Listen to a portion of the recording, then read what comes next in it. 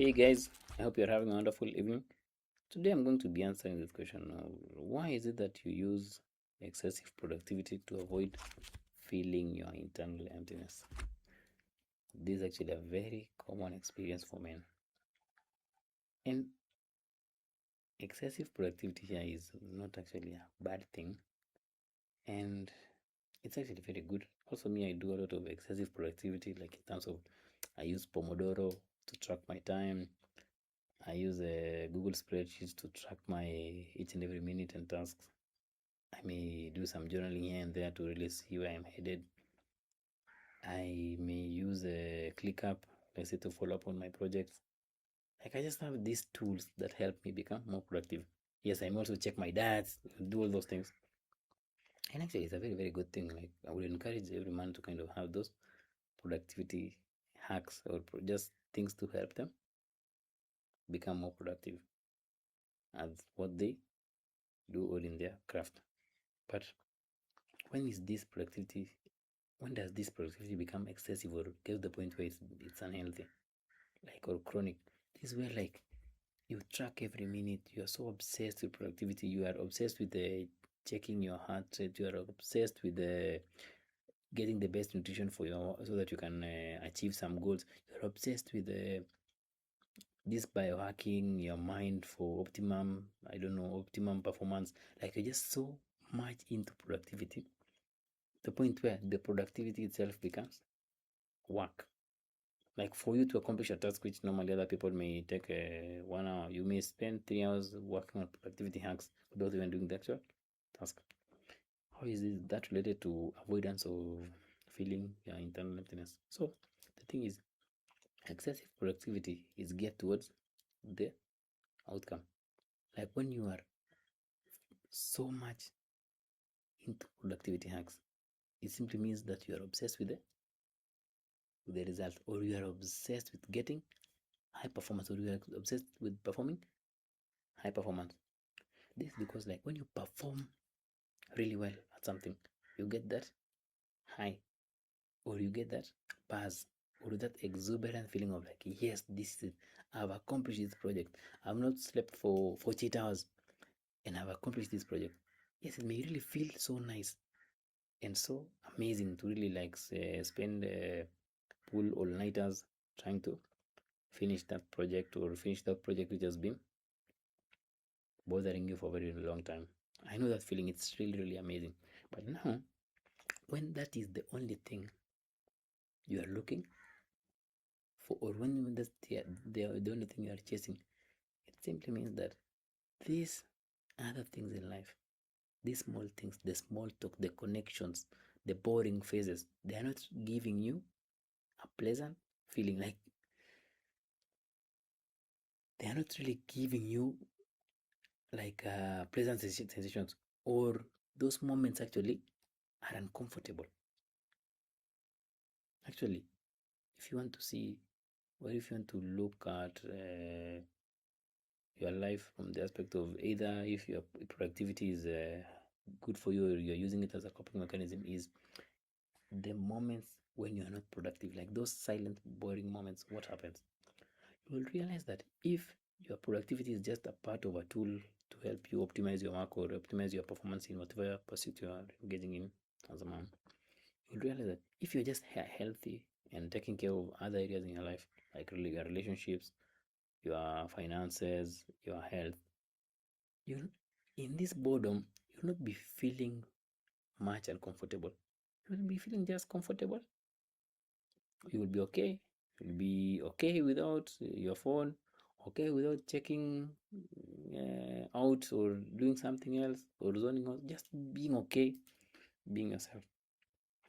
But if excessive productivity has gotten into you, or is more like an escape from your internal emptiness, you will realize that when you are by yourself, or when you are doing nothing, you really, really feel uncomfortable. Simply because when you are by yourself, or when you are really facing this boredom, the things you are avoiding, the things you are avoiding by being excessively productive, now come into your awareness. And Those things could be maybe your relationship is not working well, maybe your partner is cheating on you, maybe your debt situation is not getting resolved, maybe you are just not confident in yourself. Like they're just ton of negative things which are brought to your attention, right? And the moment they are brought to your attention, you really, really feel uncomfortable because you feel that you are unable to resolve them or you are unable to overcome them. And that's why you now focus, you now think of a way to just distract yourself. Like you can say, like, I've been productive this week, let me just go and binge drink the whole weekend with my friends. Not really because you want to, you are enjoying that. It's just because you are avoiding the things which need to be faced. You are avoiding the things which you are bearing deep inside, or the things which your mind is pushing away. Or this whole low feeling of like no connection, like there's nothing, like there's just this aspect of like there's nothing really, there's no joy, no spark, there's just plain nothing. So because that feeling can be so uncomfortable and can make you really feel so lost, you want something else, like the next project, next productivity hack. You may be waiting now for the latest productivity app or habit tracker. Like you're just in this aspect of looking for how you can optimize your, how you can make yourself productive, which is a short form of like how you can make yourself overwork or how you can overwork yourself.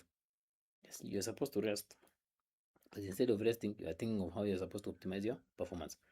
So productivity is really, really good. Like I do encourage everyone to kind of read those books which encourage one to be productive, because you are able to get, because by being productive you'll get better performance, you'll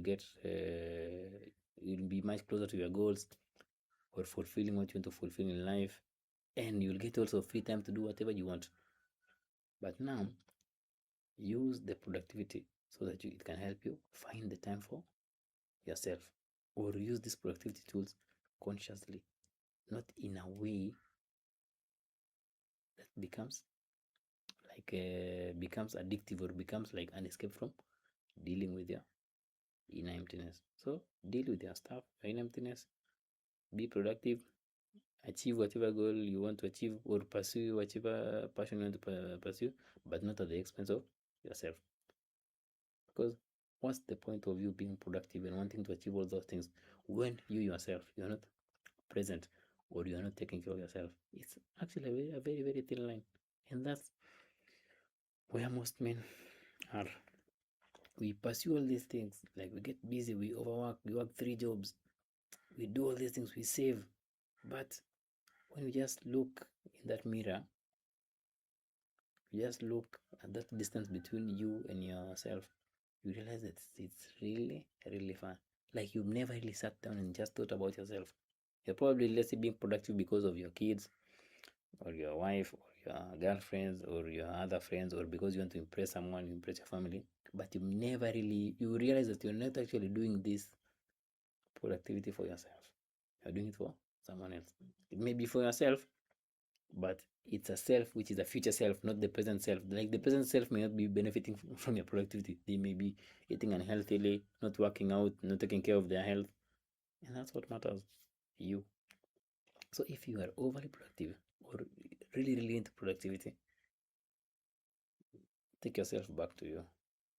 And yes, keep being productive, but do not forget about you. Do not sacrifice so much to the point where you sacrifice yourself for a payoff which may not come. It's better to just do it now. Yes, sacrifice a little, but at least take care of yourself. Hope you found that informative, guys. Oh, yeah, feel free to share some of your productivity hacks. Until next time, have a wonderful evening.